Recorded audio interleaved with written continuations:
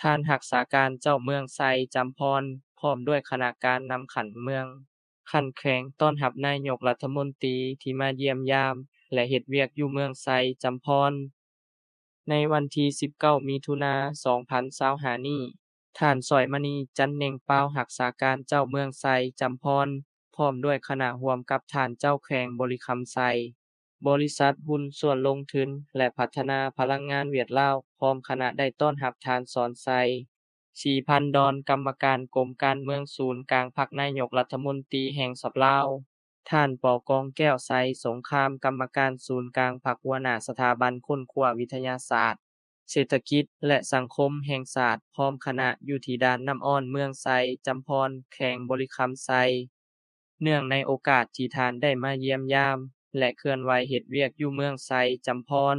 แขวงบริคำไซโอกาสนี้ท่านได้ไปเยี่ยมยามกวดกาเบิ่งการยกระดับพื้นฐานโครงล่างของด่านน้ำอ้อนการประกอบช่วยสร้างพื้นฐานโครงล่างของบริษัทและ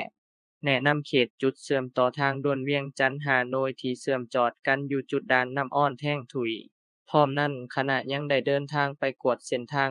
35กิโลเมตรแต่ด่านน้ำอ้อนหาเทศบาลเมืองไซจำพรเยี่ยมยามจุดก่อสร้างขัวขามน้ำจาดที่บริษัทหุ้นส่วนลงทุนและพัฒนาพลังงานเวียดลาวให้การช่วยเหลือลงทุนก่อสร้างเพื่อเฮ็ดให้การไปมาของพ่อแม่ประชาชนเขตเมืองไซจำพรให้มีความสะดวกในการไปมาดำรงชีวิตจากนั้นก็ได้ไปเยี่ยมยามองค์การปกครองบ้านศพเติงและพ่อแม่ประชาชนพร้อมทั้งมอบเครื่องช่วยเหลืออยู่บ้านศพเติงเมืองไซจำพรซึ่งเครื่องดังกล่าวประกอบมีข้าวสาร2ตนมี300แก๊สเสื้อกันหนาว150ชุดเกือบ200คู่ข่าวภาพคูณคำวงศ์สวรรค์ผอถอเมืองไซจำพรในวันที่19มิถุนายน2025นี้ท่านสอนธนูธรรมวงศ์กรรมการศูนย์กลางพรรคเลขาพรรคแขวงเจ้าแขวงบริกรรมไซพร้อมโดยคณะและบริษัทหุ้นส่วนลงทุนและพัฒนาพลังงานเวียดลาวได้ต้อนรับพนธานสอนไซศรีพันธุ์ดอนกรรมการกรมการเมืองศูนย์กลางพรรคนายกรัฐมนตรีแห่งสาธารณรัฐประชาธิปไตยปาซาสุลาวท่านกองแก้วใส่สงครามกรรมการศูนย์กลางพรรคหัวหน้าสถาบันคนครัววิทยาศาสตร์เศรษฐกิจและสังคมแห่งชาติพร้อมคณะอยู่ที่ด้านน้ำอ้อนเมืองไซจำพรแขวงบริคำไซเนื่องในโอกาสที่ท่านได้มาเยี่ยมยามและขึ้นไหวเฮ็ดเวียกอยู่แขวงบริคำไซ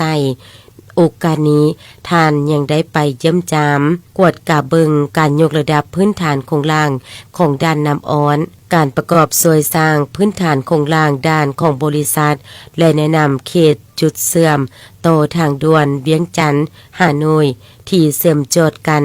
อยู่จุดด้านน้ำอ้อนแท่งถุยพร้อมนั้นคณะยังได้เดินทางไปกวดเส้นทาง35กิโลเมตรแต่ด้านน้ำอ้อนหาเทศบาลเมืองไซจำพรเยี่ยมยามจุดก่อสร้างขวข้ามน้ำจาดที่บริษัทหุ้นส่วนลงทุนและพัฒนาพลังงานเวียดลาวให้การช่วยเหลือลงทุนก่อสร้างเพื่อเห็นให้การไปมาของพ่อแม่ประชาชนเขตเมืองไซจำพรให้มีความสะดวกในการไปมาดำรงชีวิตจากนั้นก็ได้ไปเยี่ยมยามองค์การปกครองบ้านและพ่อแม่ประชาชนพร้อมทั้งมอบเครื่องช่วยเหลือจูบ้านซุปเติงเมืองไซจำพรซึ่งเครื่องดังกล่าวประกอบมีข้าวสาร2ต้นมี300แก๊สเสื้อกันหนาว150ชุดเกือบ200คู่และลงที่ตามเบิงการก่อสร้างโครงการตัวจริงอยู่จุดติดตั้งกังหันลมและสถานีจ่ายไฟ220กิโลวัตต์ของโครงการไฟฟ้าพลังงานลมเจียงเซินกำลังติดตั้งรวม600เมกะวัตต์อยู่เมืองคำเกิดและเมืองไซจำพรแขวงบริคำไซในนั้นสำหรับโครงการไฟฟ้าพลังงานลมเจียงเซินกำลังติดตั้ง250เมกะวัตต์กงหัน40ต้นเป็นกงหันตัวแบบจีเมกะวัตต์โมง182ถึง 6.25 ทั้งหมดต้นละ 6.25 เมกะวัตต์มูลค่าการลงทุน $371.7 ล้านสหรัฐ อายุสัมปทานโครงการ25ปีแผน COD ภายในไตรมาส3 2025ผลิตไฟฟ้าส่งออกเวียดนามหอยซุนหอยโครงการไฟฟ้าพลังงานลมเจียงซึนส่งกำลังติดตั้ง350เมกะวัตต์กงหัน25ตนในนั้นประกอบมีกงหันตัวแบบ G เมกะวัตต์โมง182ถึง 6.25 จำนวน38ตนตนละ 6.25 เมกะวัตต์กงหันตัวแบบ G เมกะวัตต์โมง182ถึง 8.0 จำนวน13ตนตนละ 8.0 เมกะวัตต์และกงหันตัวแบบ G เมกะวัตต์โมง182ถึง